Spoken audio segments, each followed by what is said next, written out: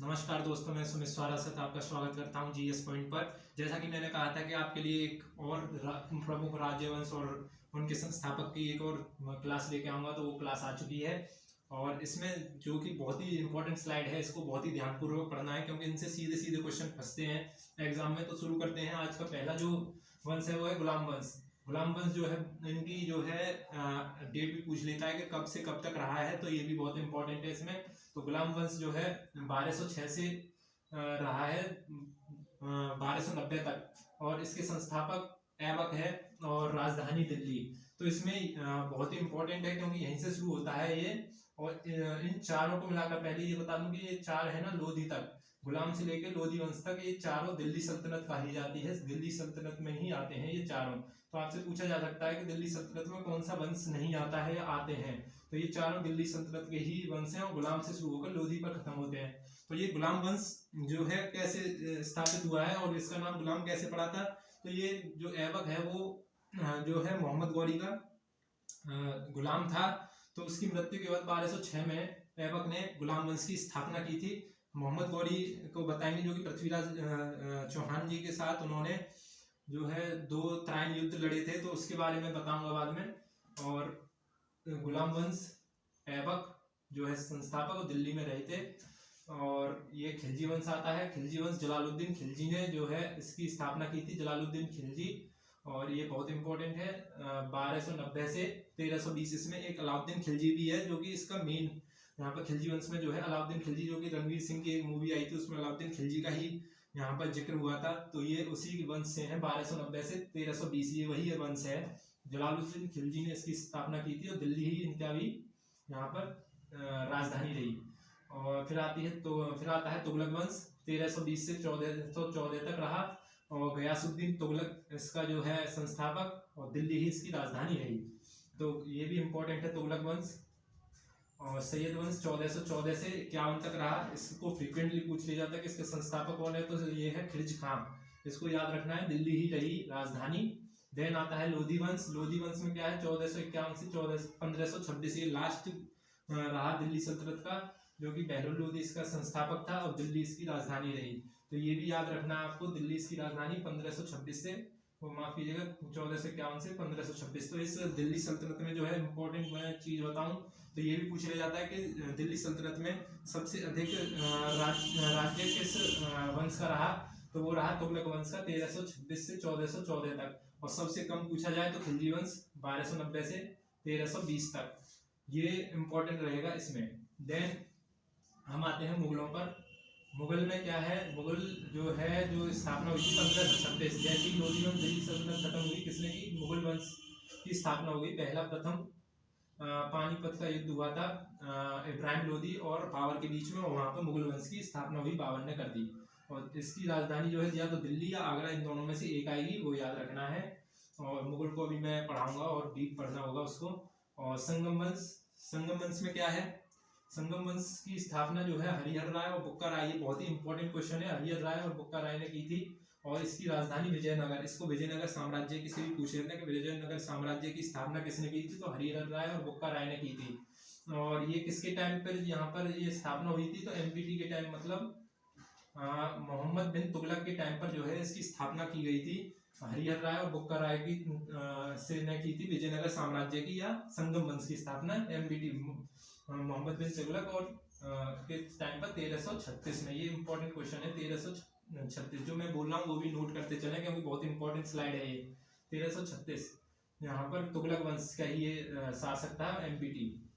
Then फिर आता है भोसले वंश। भोसले वंश में क्या है, छत्रपति शिवाजी महाराज ने जो है इसकी स्थापना की थी और रायगढ़ इसकी राजधानी थी। तो 1674 में रायगढ़ को की राजधानी बनाया था इन्होंने, जब इन्होंने शपथ ली थी अपनी।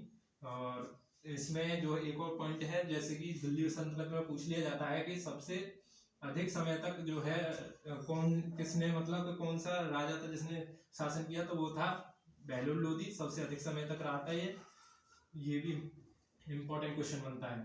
तो इस स्लाइड से ये बहुत इंपॉर्टेंट क्वेश्चंस हैं। तो सेकंड स्लाइड शुरू करने से पहले मैं एक इन्फॉर्मेशन देना चाहूँगा।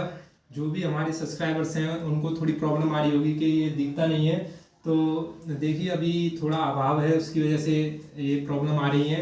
उसके लिए आप ये कर सकते हैं कि हमारी वीडियो को जूम करके देख सकते हैं थोड़ा, जिससे कि आपको क्लियर इसका व्यू मिल सके। और आप एक परिवार की तरह हैं, तो परिवार में हमेशा देखिए अच्छे वक्त में तो सब काम आते हैं, लेकिन दोस्त वही होता है जो मुसीबत के समय काम आए। तो अभी थोड़ा एडजस्ट कर सकते हैं आप। और हमने एक टेलीग्राम चैनल बनाया है, उसको डिस्क्रिप्शन में हम उसका लिंक दे देंगे। उसमें ये सभी प्रोवाइड करते हैं हम, जो लिखा हुआ है इस बोर्ड पर, तो उधर से आप देख सकते हैं, उधर क्लियर आपको व्यू मिलेगा उसका। तो हम शुरू करते हैं अपनी सेकंड स्लाइड बिना वक्त गवाए। और तो हम जैसे कि मैंने बताया था कि मुगल वंश करेंगे हम, प्लस इसमें हम क्या देख रहे हैं, और ये जो मुगल वंश के द्वारा जो महत्वपूर्ण इमारतें हैं वो बनाई गई हैं उनको देखेंगे। तो आपके 2 टॉपिक इसमें कवर होते हैं। तो मुगल वंश से शुरू करते हैं 1526 से। देखिए 2 इसके पीरियड रहे हैं, 1526 से 40, देन 1555 से 1857 तक। 1526 से 40 तक जो है एक वो जो 1540 में हुमायूं जो है शेरशाह सूरी के द्वारा हराया गया था, जिसकी वजह से ये 15 साल का सूरी वंश का गैप आता है, जिसके बाद 1555 और 1857 फिर से मुगल शासन आ जाता है। तो इसको देखते हैं सिलसिलेवार तरीके से कैसे ये शुरू हुआ। तो संस्थापक जैसे कि मैंने पिछली स्लाइड में बताया कि बाबर इब्राहिम लोदी को पानीपत के प्रथम युद्ध में हराकर 1526 में स्थापना करी मुगल वंश की। 1526 से 30 तक बाबर रहा। देन आपका हुमायूं आता है 1530 से 40 तक, और 40 में शेरशाह सूरी द्वारा हराया गया, जिसको कि हम बताएंगे युद्ध कौन कौन से हुए हैं, और वो अगली वीडियो में आएगा हिस्ट्री की युद्ध, महत्वपूर्ण युद्ध जो भी रहे हैं। तो 1540 तक ये रहा। फिर 1555 में इसने वापस लिया अपनी सत्ता को। देन अकबर आता है 1526 से 1605 तक, जिसने जो है 1556 से 1605 इसके महत्वपूर्ण जो निर्माण रहे हैं वो देखिए। महत्वपूर्ण निर्माण बहुत करे हैं, लेकिन इनके 2 जो है आगरा का किला एक इम्पोर्टेंट है, और एक फतेहपुर सिकरी, ये दोनों ही आगरा में ही है। तो फतेहपुर सिकरी प्लस आगरा का किला किसने बनाया, अकबर ने बनाया है।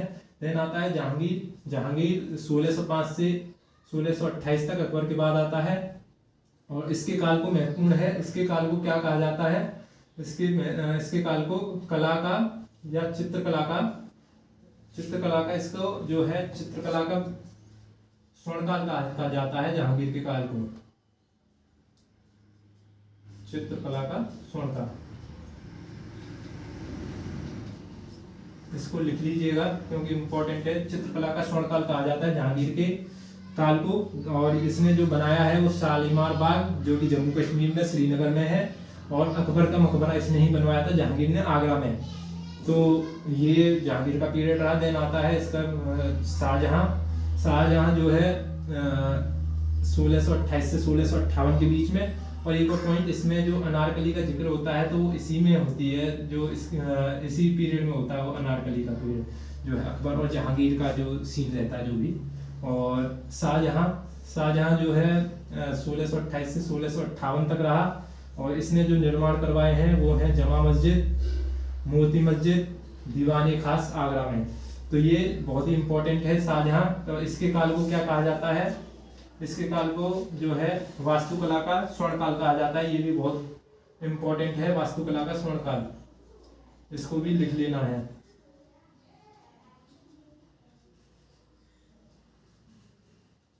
वास्तुकला का स्वर्णकाल इसके पीरियड को कहा जाता है। इसने जमा मस्जिद, मोती मस्जिद और दीवाने खास बनवाया है।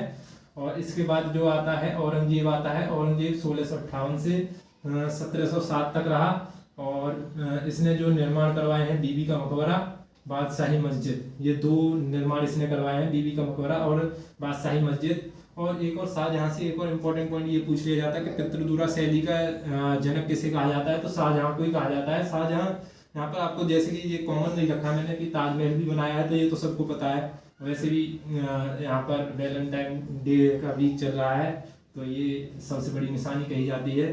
तो देख सकते हैं, ये तो सबको पता ही है कि ताजमहल शाहजहां ने बनवाया है, वो तो याद रहेगा। लेकिन पितृदुरा शैली का उपयोग जो है सबसे पहले इसी ने किया था शाहजहां ने, वो याद रखने वाली चीज़ है। औरंगजेब 1658 से 1707 तक इसने बीबी का मकबरा और बादशाही मस्जिद बनवाई थी, इसको याद रखना है। और एतमुद्दौला का मकबरा इसी ने बनवाया था, ये भी याद रखना है। माफ कीजिएगा, इसने नहीं, जहांगीर ने बनवाया था एतमुद्दौला का मकबरा। और इसके बाद जो है मुगल का, औरंगजेब के बाद ये भी पूछा जाता है कि मुगलों का जो है डाउन पीरियड कब आया, मतलब कि कब से वो मतलब कि कमजोर होने लगे। तो औरंगजेब के बाद जो है मुगल कमजोर होने लगे। और इसके बाद बहुत सारे आए, लेकिन यही सबसे ज़्यादा इंपॉर्टेंट पूछे जाते हैं। और इसका जो अंतिम शासक है वो पूछ लिया जाता है, तो वो है बहादुर शाह जफर सेकंड। बहादुर शाह जफर सेकंड 1837 से 57। 1857 की क्रांति के बाद अंग्रेजों ने इसको पेंशन पर भेज दिया रंगून, वहीं पे इसकी मृत्यु हुई। ये भी पूछ लिया जाता है। तो बहादुर शाह जफर लास्ट था, और इससे पहले था अकबर सेकंड, जिसने जो है पूछ लिया जाता है कि इससे पहले जो है सेकंड लास्ट जो है अकबर सेकंड रहा था, वो भी याद रखना है आपको। अंतिम शासक बहादुर शाह जफर। तो ये बहुत इंपॉर्टेंट स्लाइड है और सभी इंपॉर्टेंट है, और ये इनसे फ्रिक्वेंटली आस्क्ड क्वेश्चन जो हैं बहुत ज़्यादा हैं इसमें, तो इसको याद रखना। एक तो चित्रकला का स्वर्णकाल जहांगीर के काल को कहा जाता है, और वास्तुकला का स्वर्णकाल शाहजहां के काल को कहा जाता है। ये बहुत ही इंपॉर्टेंट है। तो दोस्तों ये रही आपकी आज की क्लास। आपके ये भी मैंने करवा दिया है, टॉपिक आपके कवर होते जा रहे हैं। और ये बात बताना चाहूँगा, आज 9 तारीख हो गई है, 7 दिन बाकी हैं, 8वें दिन आप एग्जाम होने होंगे। तो पूरी तैयारी रखिए। 50 लाख फॉर्म आए हैं, उसकी चिंता मत करिए। वैलेंटाइन वीक चल रहा है, मुझे लगता है आधे तो उसी में बिजी होंगे, और आप ऐसे ही उनसे आगे हो गए। आप मेहनत करते चलिए और आप जरूर ही सक्सेस पाएंगे। और मेरा यही कहना है कि 7 को फूल देगी, मतलब 7 को होता है रोज डे, तो 7 को फूल देगी, 14 को फूल बना देगी, मतलब बेवकूफ़ बना देगी। आप वर्दी से कर लो प्यार, या आपकी ज़िंदगी और शान बढ़ा देगी। और मैं लड़कियों से ये कहना चाहूँगा, वो बुरा ना माने, इसका 22 वर्ष उल्टा समझ सकती हैं वो भी। तो वो जो है आप बिल्कुल लगे रहिए, साथ में रहिए GS पॉइंट के, और ऐसे ही आपके सिलसिलेवार तरीके से तैयारी को हम बिल्ड करते चलेंगे।